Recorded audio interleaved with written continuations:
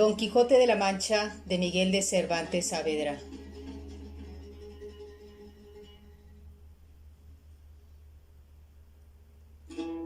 Entrega 34.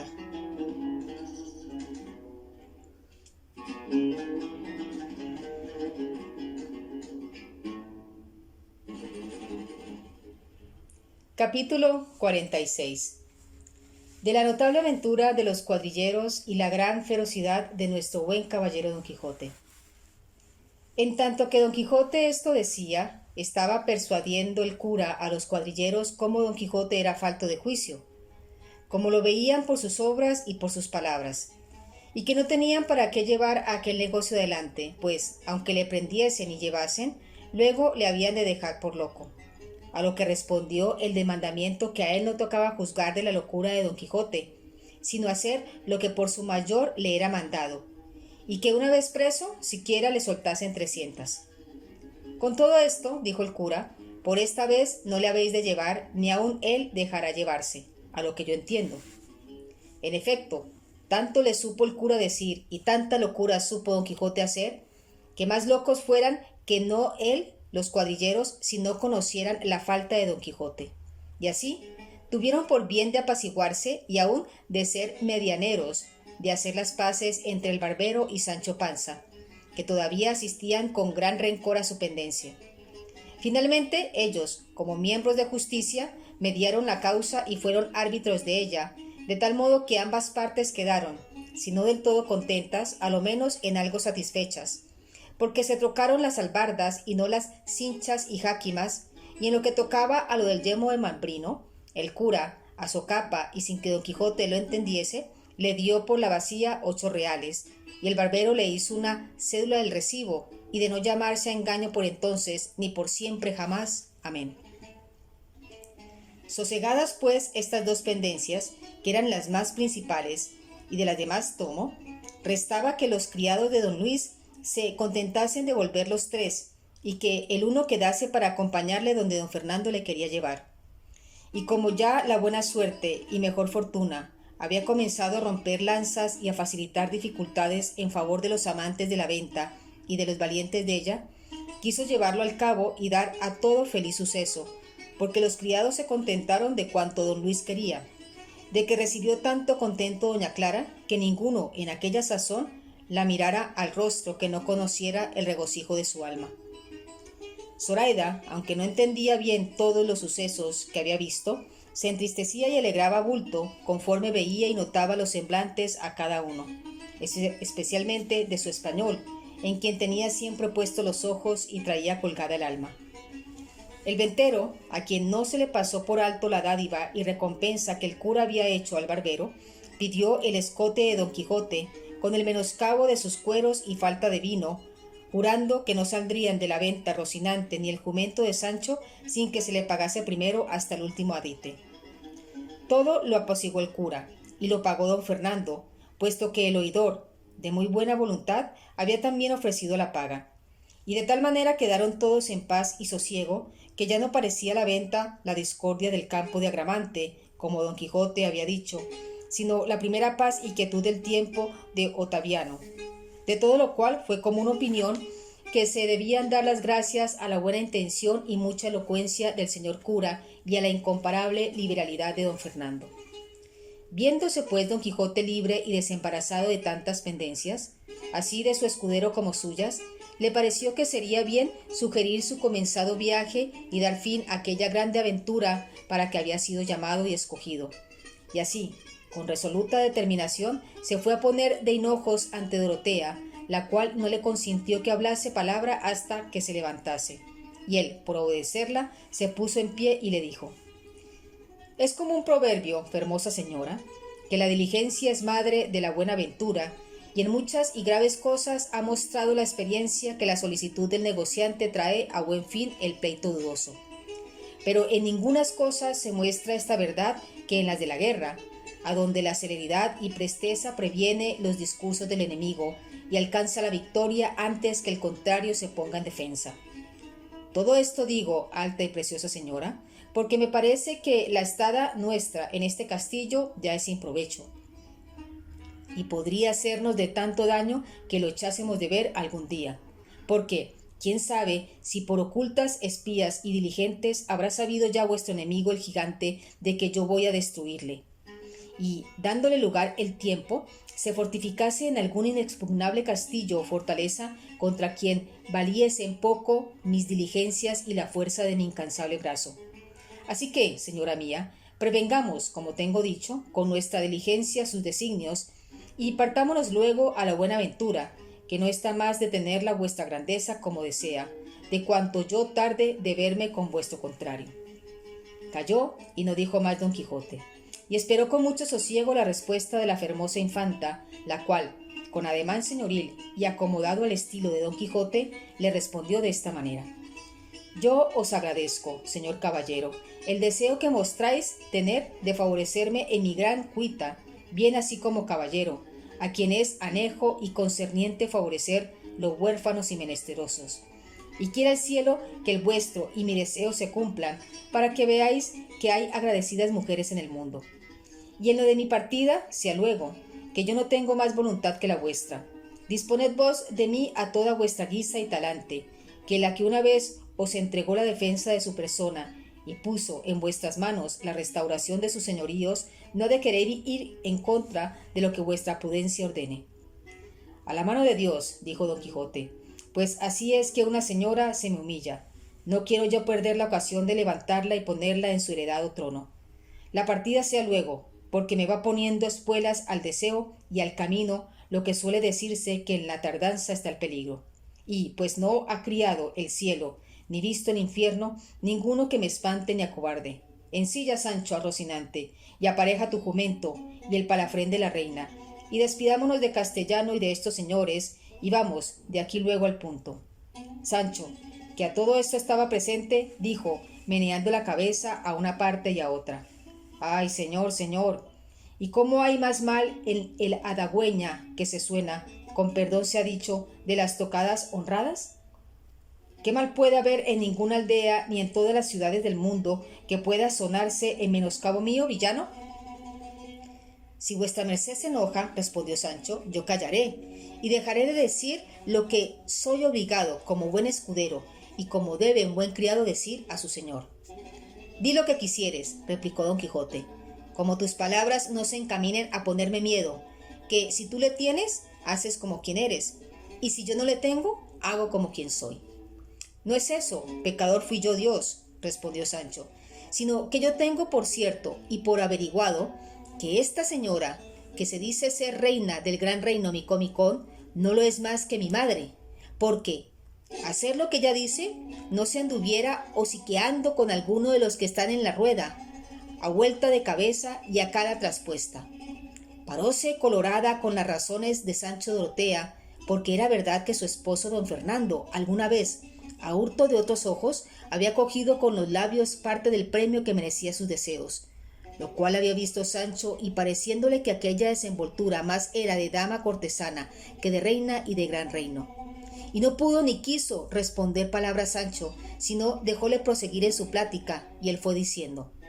esto digo, señor, porque si al cabo de haber andado caminos y carreras, y pasado malas noches y peores días, ha de venir a coger el fruto de nuestros trabajos el que se está holgando en esta venta, no hay para qué darme priesa a que ensilla a Rocinante, albarde el jumento y aderece el palefrán, pues será mejor que nos estemos quedos y cada puta hile y comamos. Oh, váleme Dios, y cuán grande fue el enojo que recibió don Quijote, oyendo las descompuestas palabras de su escudero. Digo que fue tanto que con voz atropellada y tartamuda lengua, lanzando vivo fuego por los ojos, dijo: oh bellaco villano, malmirado, descompuesto, ignorante, infacundo, deslenguado, atrevido, murmurador y maldiciente. Tales palabras has osado decir en mi presencia y en la de estas ínclitas señoras, y tales deshonestidades y atrevimiento osaste poner en tu confusa imaginación. Vete de mi presencia, monstruo de naturaleza, depositario de mentiras, almario de embustes, silo de villaquerías, inventor de maldades, publicador de sandeces, enemigo del decoro que se debe a las reales personas. Vete, no parezcas delante de mí, so pena de mi ira. Y diciendo esto, enarcó las cejas, hinchó los carrillos, miró a todas partes y dio con el pie derecho una patada en el suelo, señales todas de la ira que encerraba en sus entrañas. A cuyas palabras y furibundos ademanes quedó Sancho tan encogido y medroso que se holgara en que en aquel instante se abriera debajo de sus pies la tierra y le tragara. Y no supo qué hacerse, sino volver las espaldas y quitarse la enojada presencia de su señor. Pero la discreta Dorotea, que tan entendido tenía ya el humor de Don Quijote, dijo, para templarle la ira: no os despachéis, señor caballero, de la triste figura, de las sandeces que vuestro buen escudero ha dicho, porque quizás no las debe de decir sin ocasión, ni de su buen entendimiento y cristiana conciencia se puede sospechar que levante testimonio a nadie. Y así se ha de creer, sin poner duda en ello, que, como en este castillo, según vos, señor caballero, decís, todas las cosas van y suceden por modo de encantamiento, podría ser, digo, que Sancho hubiese visto por esta diabólica vía lo que él dice que vio, tan en ofensa de mi honestidad. Por el omnipotente Dios juro, dijo a esta sazón Don Quijote, que la vuestra grandeza ha dado en el punto y que alguna mala visión se le puso delante a este pecador de Sancho, que le hizo ver lo que fuera imposible verse de otro modo, que por el encantador no fuera. Que sé yo bien de la bondad e inocencia de este desdichado que no sabe levantar testimonios a nadie. Ansí es y ansí será, dijo don Fernando, por lo cual debe vuestra merced, señor Don Quijote, perdonarle y reducirle el gremio de su gracia, sicut era in principio, antes que las tales visiones le sacasen de juicio. Don Quijote respondió que él le perdonaba, y el cura fue por Sancho, el cual vino muy humilde, e hincándose de rodillas, pidió la mano de su amo, y él se la dio, y después de besársela, dejando besar, le echó la bendición diciendo: ahora acabas de conocer, Sancho hijo, ser verdad lo que yo en otras muchas veces te he dicho de que otras las cosas de este castillo son hechas por vías de encantamiento. Así lo creo yo, dijo Sancho, excepto aquello de la manta, que realmente sucedió por vía ordinaria. No lo creas, respondió Don Quijote, que si así fuera, yo te vengara entonces, y aun agora. Pero si entonces ni agora pude ni vi en quién tomar venganza de tu agravio. Desearon todos saber qué era aquello de la manta, y el ventero lo contó punto por punto. La volatería de Sancho Panza, de que no poco se rieron todos, y de que no menos se corriera Sancho, si de nuevo no le asegurara a su amo que era encantamiento, puesto que jamás llegó la sandez de Sancho a tanto que creyese no ser verdad pura y averiguada, sin mezcla de engaño alguno, lo de haber sido manteado por personas de carne y hueso, y no por fantasmas soñadas ni imaginadas, como su señor lo creía y lo afirmaba. 2 días eran ya pasados los que había que toda aquella ilustre compañía estaba en la venta, y, pareciéndoles que ya era tiempo de partirse, dieron orden para que, sin ponerse al trabajo de volver Dorotea y don Fernando con Don Quijote a su aldea, con la invención de la libertad de la reina Micomicona, pudiesen el cura y el barbero llevársele, como deseaban, y procurar la cura de su locura en su tierra. Y lo que ordenaron fue que se concertaron con un carretero de bueyes, que acaso acertó a pasar por allí, para que lo llevase en esta forma. Hicieron como una jaula de palos enrajados, capaz que pudiese en ella caber holgadamente Don Quijote. Y luego don Fernando y sus camaradas, con los criados de don Luis y los cuadrilleros, juntamente con el ventero, todos por orden y parecer del cura, se cubrieron los rostros y se disfrazaron, quien de una manera y quien de otra, de modo que Don Quijote le pareciese ser otra gente de la que en aquel castillo había visto. Hecho esto, con grandísimo silencio, se entraron a donde él estaba durmiendo y descansando de las pasadas refriegas. Llegáronse a él, que libre y seguro de tal acontecimiento dormía, y haciéndole fuertemente le ataron muy bien las manos y los pies, de modo que, cuando él despertó con sobresalto, no pudo menearse, ni hacer otra cosa más que admirarse y suspenderse de ver delante de sí tan extraños visajes. Y luego dio en la cuenta de que, con la continua y desvariada imaginación le representaba, se creyó que todas aquellas figuras eran fantasmas de aquel encantado castillo, y que sin duda ya estaba encantado, pues no se podía menear ni defender. Todo a punto como había pensado que sucedería el cura, trazador de esta máquina. Solo Sancho, de todos los presentes, estaba en su mismo juicio y en su misma figura, el cual, aunque le faltaba bien poco para tener la misma enfermedad de su amo, no dejó de conocer quién eran todas aquellas contrahechas figuras, mas no osó descoser su boca hasta ver en qué paraba aquel asalto y prisión de su amo, el cual tampoco hablaba palabra atendiendo a ver el paradero de su desgracia, que fue que, trayendo allí la jaula, le encerraron dentro y le clavaron los maderos tan fuertemente que no le pudieran romper a 2 tirones. Tomáronle luego en hombros y al salir del aposento se oyó una voz temerosa, todo cuanto la supo formar el barbero, no el de la balarda, sino el otro, que decía: «Oh, caballero de la triste figura, no te dé afincamiento la prisión en que vas, porque así conviene para acabar más presto la aventura en que tu gran esfuerzo te puso, la cual se acabará cuando el furibundo león manchado con la blanca paloma tobocina yoguiré en uno, ya después de humilladas las alas services al blando yugo matrimoniesco, de cuyo inaudito consorcio saldrán a la luz del orbe los bravos cachorros que imitarán las rampantes garras del valeroso padre. Y esto será antes que el seguidor de la fugitiva ninfa faga 2 pegadas la visita de las lucientes imágenes, con su rápido y natural curso. Y tú, oh, el más noble y obediente escudero que tuvo espada en cinta, barbas en rostro y olfato en las narices, no te desmayes ni te descontente ver llevar así delante de tus ojos mismos a la flor de la caballería andante, que presto, si al plasmador del mundo le place, te verás tan alto y tan sublimado que no te conozcan y no saldrás defraudadas las promesas que te ha hecho tu buen señor. Y asegúrate de parte de la sabia mentironiana que tu salario te sea pagado, como lo verás por la obra, y sigue las pisadas del valeroso y encantado caballero, que conviene que vayas donde paréis entre ambos. Y, porque no me es lícito decir otra cosa, a Dios quedad, que yo me vuelvo a donde yo me sé». Y al acabar de la profecía, alzó la voz de punto y disminuyóla después con tan tierno acento que aun los sabidores de la burla estuvieron por creer que era verdad lo que oían. Quedó Don Quijote consolado con la escuchada profecía, porque luego coligió de todo en todo la significación de ella, y vio que le prometían el verse ayuntados en santo y debido matrimonio con su querida Dulcinea del Toboso, de cuyo feliz vientre saldrían los cachorros, que eran sus hijos, para gloria perpetua de la Mancha. Y creyendo esto bien y firmemente, alzó la voz, y dando un gran suspiro dijo: «Oh tú, quien quiera que seas, que tanto bien me has pronosticado, ruégote que pidas de mi parte al sabio encantador que mis cosas tiene a cargo, que no me deje perecer en esta prisión donde ahora me llevan, hasta ver cumplidas tan alegres e incomparables promesas como son las que aquí se me han hecho.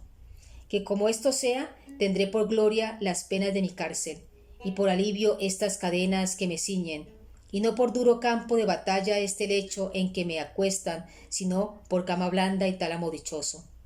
Y en lo que toca a la consolación de Sancho Panza, mi escudero, yo confío de su bondad y buen proceder, que no me dejará en buena ni en mala suerte, porque cuando no suceda, por la suya o por mi contraventura, el poderle yo dar la ínsula u otra cosa equivalente que le tengo prometida, por lo menos su salario no podrá perderse, que en mi testamento, que ya está hecho, dejo declarado lo que se le ha de dar, no conforme a sus muchos y buenos servicios, sino a la posibilidad mía».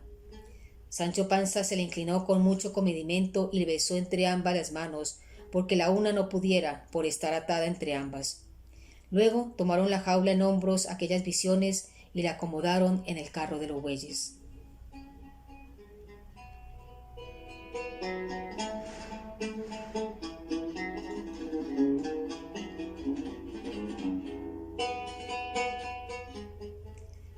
Capítulo 47.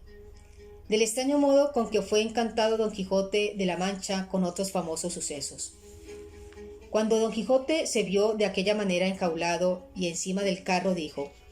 «Muchas y muy graves historias he leído de caballeros andantes, pero jamás he leído, ni visto, ni oído que a los caballeros encantados los lleven de esta manera y con el espacio que prometen estos perezosos y tardíos animales, porque siempre los suelen llevar por los aires, con extraña ligereza, encerrados en alguna parda y oscura nube, o en algún carro de fuego, o ya sobre algún hipógrifo u otra bestia semejante. Pero que me lleven a mí agora sobre un carro de bueyes, vive Dios que me pone en confusión. Pero quizás la caballería y los encantos de estos nuestros tiempos deben de seguir otro camino que siguieron los antiguos. Y también podría ser que, como yo soy nuevo caballero en el mundo, y el primero que ha resucitado el ya olvidado ejercicio de la caballería andante, también nuevamente se hayan inventado otros géneros de encantamientos y otros modos de llevar a los encantados. ¿Qué te parece de esto, Sancho hijo? No sé yo lo que me parece, respondió Sancho, por no ser tan leído como vuestra merced en las escrituras andantes, pero con todo eso, osaría afirmar y jurar que estas visiones que por aquí andan, que no son del todo católicas. ¿Católicas? Mi madre, respondió Don Quijote. ¿Cómo han de ser católicas si son todos demonios que han tomado cuerpos fantásticos para venir a hacer esto y a ponerme en ese estado? Y si quieres ver esta verdad, tócalos y pálpalos, y verás cómo no tienen cuerpo sino el aire, y cómo no consiste más de en la apariencia. Par Dios, señor, replicó Sancho, yo ya los he tocado, y este diablo que aquí anda tan solícito es rollizo de carnes, y tiene otra propiedad muy diferente de la que yo he oído decir que tienen los demonios, porque, según se dice, todos huelen a piedra azufre y a otros malos olores. Pero este huele a ámbar de media lengua. Decía esto Sancho por don Fernando, que, como tan señor, debía de oler a lo que Sancho decía. No te maravilles de eso, Sancho amigo, respondió don Quijote, porque te hago saber que los diablos saben mucho, y puesto que traigan olores consigo, ellos no huelen nada, porque son espíritus, y si huelen, no pueden oler cosas buenas, sino malas e hediondas.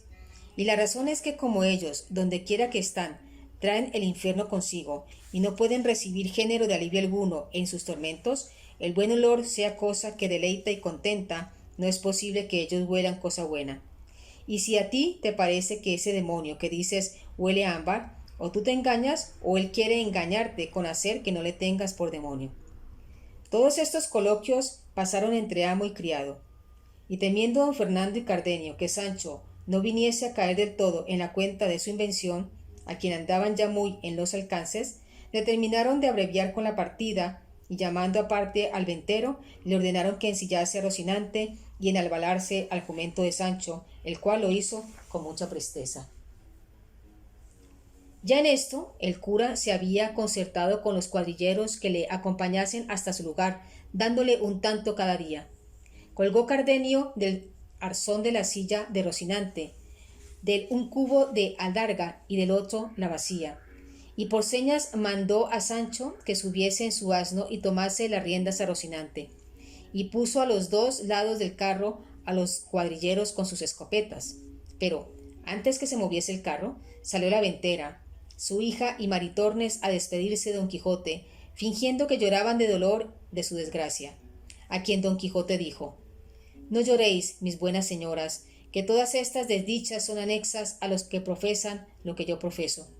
Y si estas calamidades no me acontecieran, no me tuviera yo por famoso caballero andante, porque a los caballeros de poco hombre y fama nunca les suceden semejantes casos, porque no hay en el mundo quien se acuerde de ellos. A los valerosos sí, que tienen envidiosos de su virtud y valentía a muchos príncipes y a muchos otros caballeros, que procuran por malas vías destruir a los buenos. Pero con todo eso, la virtud es tan poderosa que, por sí sola, a pesar de toda la nigromancia que supo su primer inventor, Zoroastres, saldrá vencedora de todo trance y dará de sí luz en el mundo, como la da el sol en el cielo. Perdonadme, hermosas damas, si algún desaguisado por descuido mío os he fecho, que de voluntad y a sabiendas jamás le di a nadie, y rogad a Dios que me saque de estas prisiones donde algún mal intencionado encantador me ha puesto, que si de ella me veo libre, no se me caerá de la memoria las mercedes que en este castillo me habedes hecho, para gratificarlas, servirlas y recompensarlas como ellas merecen. En tanto que las damas del castillo esto pasaban con don Quijote, el cura y el barbero se despidieron de don Fernando y sus camaradas, y del capitán y de su hermano, y todas aquellas contentas señoras, especialmente de Dorotea y Lucinda. todos sus abrazos quedaron de darse noticia de sus sucesos, diciendo don Fernando al cura dónde había de escribirle para avisarle en lo que paraba don Quijote, asegurándole que no habría cosa que más gusto le diese que saberlo, y que él, asimismo, le avisaría de todo aquello que él viese que podría darle gusto,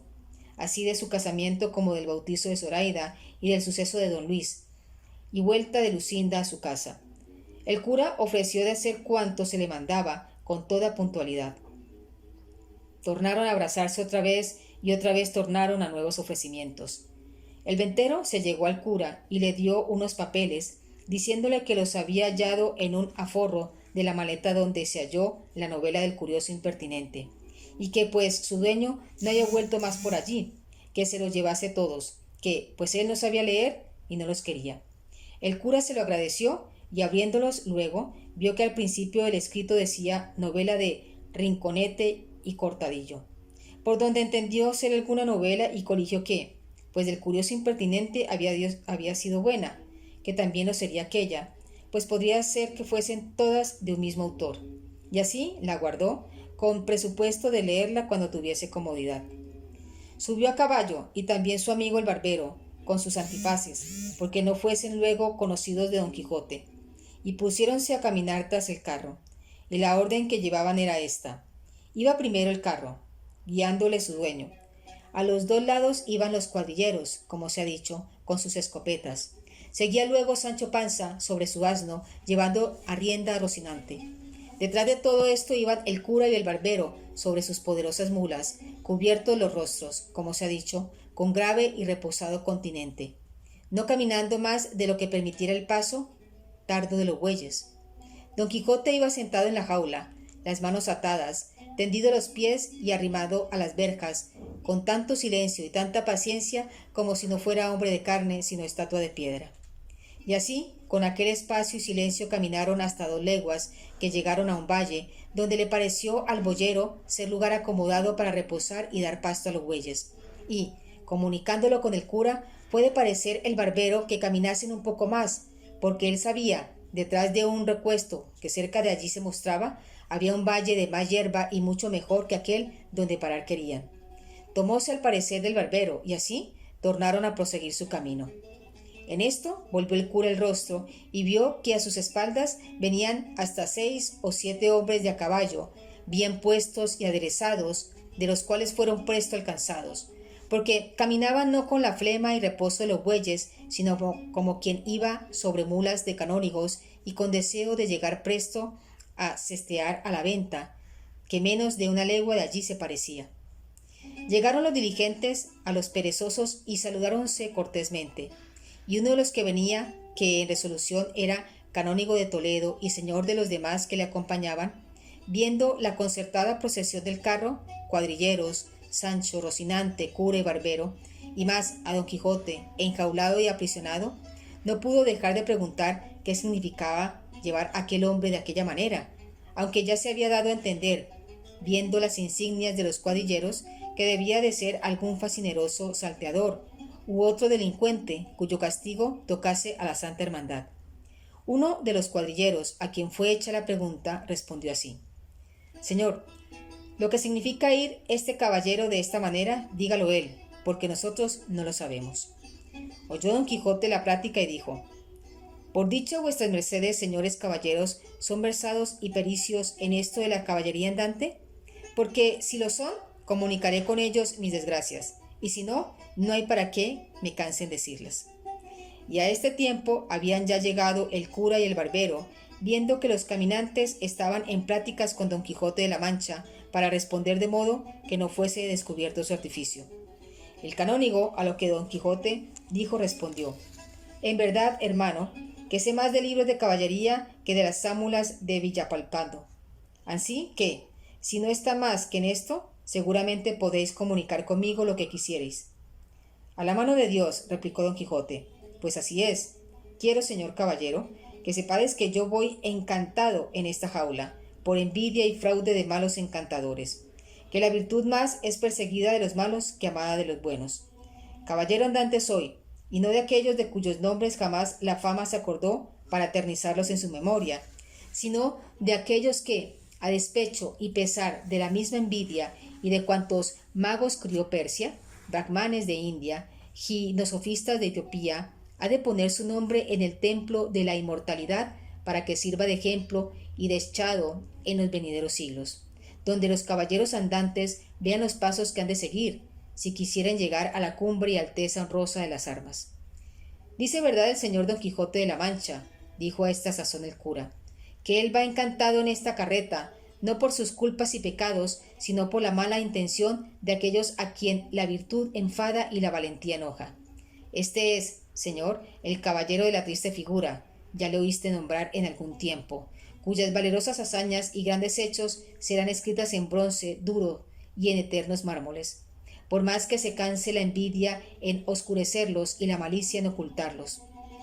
Cuando el canónigo oyó hablar al preso y al libre en semejante estilo, estuvo por hacerse la cruz, de admirado, y no podía saber lo que le había acontecido. Y en la misma admiración cayeron todos los que con él venían. En esto, Sancho Panza, que se había acercado a oír la plática para adobarlo todo, dijo: Ahora, señores, quiéranme bien o quiéranme mal por lo que dijere. El caso de ello es que así va encantado mi señor Don Quijote como mi madre. Él tiene su entero juicio, él come y bebe y hace sus necesidades como los demás hombres, y como las hacía ayer antes que le enjaulasen. Siendo esto así, ¿cómo quieren hacerme a mí entender que va encantado? Pues yo he oído decir a muchas personas que los encantados ni comen, ni duermen, ni hablan, y mi amo, si no le van a la mano, hablará más que 30 procuradores. Y volviéndose a mirar al cura, prosiguió diciendo: señor cura, pensaba vuestra merced que no le conozco y pensará que yo no le calo y adivino a dónde se encaminan estos nuevos encantamientos.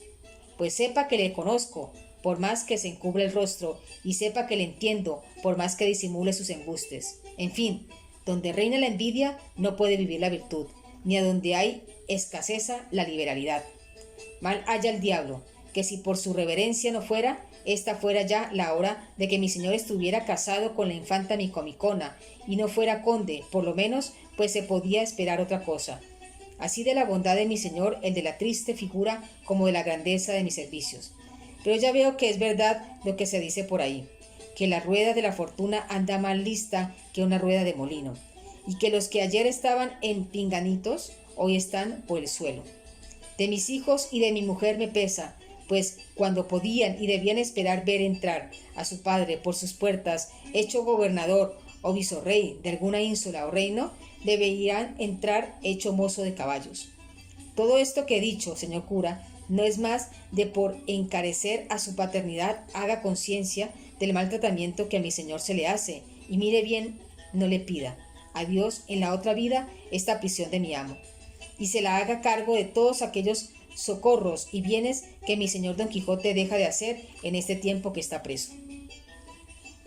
Adobame esos candiles, dijo a este punto el barbero. ¿También vos, Sancho, sois de la cofradía de vuestro amo? Vive el señor, que voy viendo que le habéis de tener compañía en la jaula, y que habéis de quedar tan encantado como él por lo que os toca de su humor y de su caballería. En mal punto os empeñaste de sus promesas, y en mal hora se os entró en los cascos la ínsula que tanto deseáis.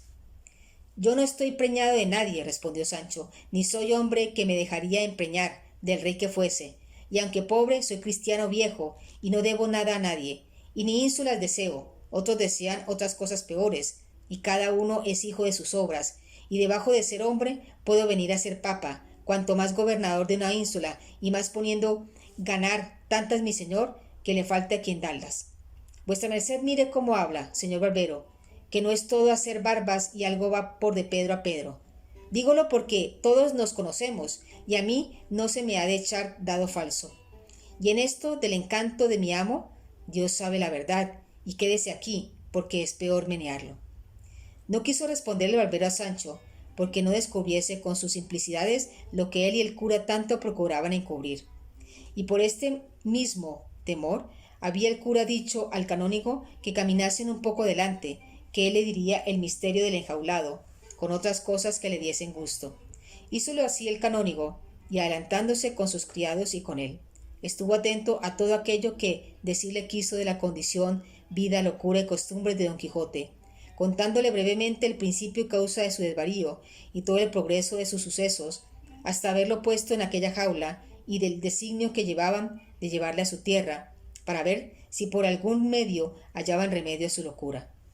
Admiráronse de nuevo los criados y el canónigo de oír la peregrina historia de Don Quijote, y en acabándola de oír dijo: verdaderamente, señor cura, yo hallo por mi cuenta que son perjudiciales en la república estos que llaman libros de caballerías, y aunque he leído, llevado de un ocioso y falso gusto, casi el principio de todos los más que hay impresos, jamás me he podido acomodar a leer ninguno del principio al cabo, porque me parece que, cual más, cual menos, todos ellos son una misma cosa, y no tiene más este que aquel, ni este otro que el otro. Y según a mí me parece, este género de escritura y composición cae debajo de aquel de las fábulas que llaman milesias, que son cuentos disparatados que atienden solamente a deleitar y no a enseñar. Al contrario de lo que hacen las fábulas apólogas, que deleitan y enseñan juntamente. Y puesto que el principal intento de semejantes libros sea el deleitar, no sé yo cómo puedan conseguirle, llenos de tantos y tan desaforados disparates. Que el deleite que en el alma se concibe ha de ser de la hermosura y concordancia que ve o contempla en las cosas que la vista o la imaginación le ponen delante. Y toda cosa que tiene en sí fealdad y descompostura no nos puede causar contento alguno.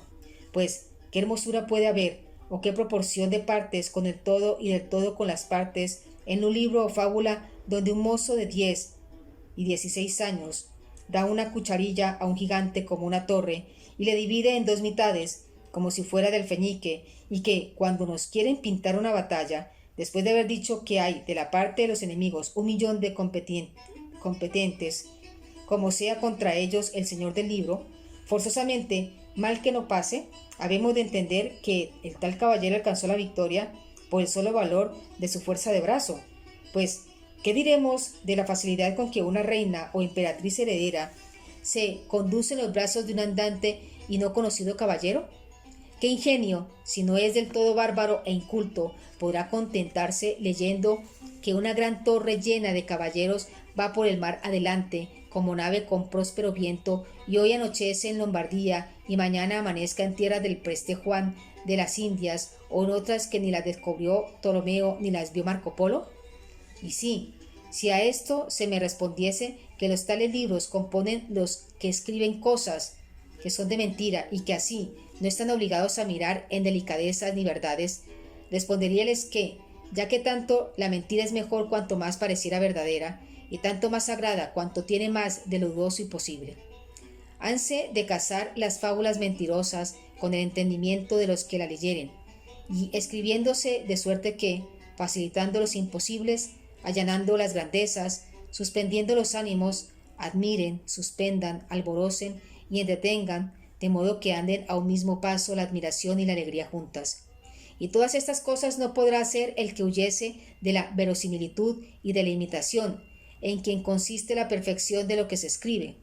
No he visto ningún libro de caballerías que haga un cuerpo de fábula entero con todos sus miembros, de manera que el medio corresponda al principio, y el fin al principio y al medio,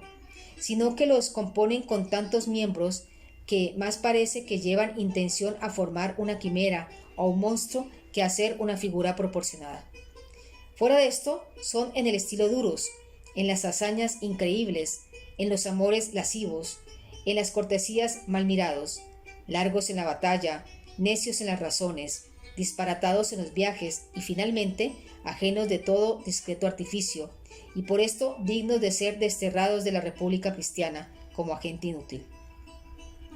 El cura le estuvo escuchando con grata atención y parecióle hombre de buen entendimiento y que tenía razón en cuanto decía. Y así le dijo que, por ser él de su misma opinión y tener ojeriza a los libros de caballerías, había quemado todos los de Don Quijote, que eran muchos,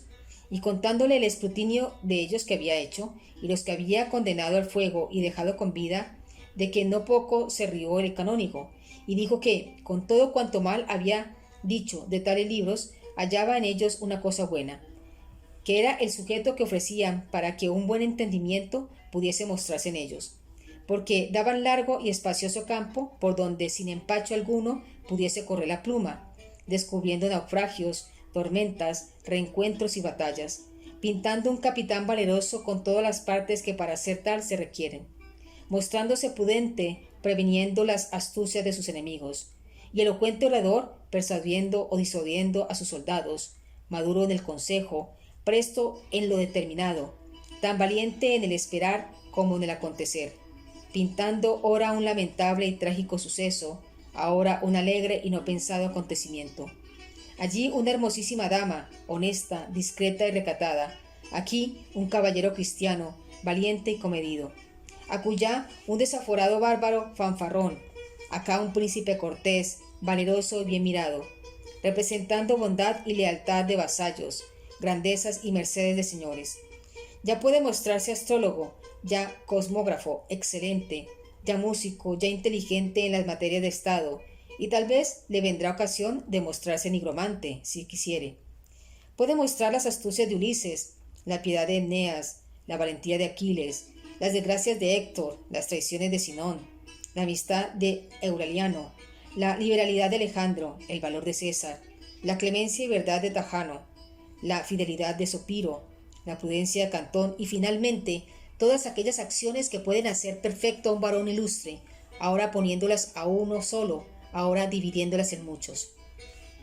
Y siendo esto hecho con apacividad de estilo y con ingeniosa invención, que tire lo más que fuere posible a la verdad, sin duda compondrá una tela de varios y hermosos lazos tejida que, después de acabada, tal perfección y hermosura muestre, que consiga el fin mejor que se pretende en los escritos, que es enseñar y deleitar juntamente, como ya tengo dicho. Porque la escritura desatada de estos libros da lugar a que el autor pueda mostrarse épico, lírico, trágico, cómico, con todas aquellas partes que encierran en sí las dulcísimas y agradables ciencias de la poesía y de la oratoria, que la épica también puede escribirse en prosa como en verso.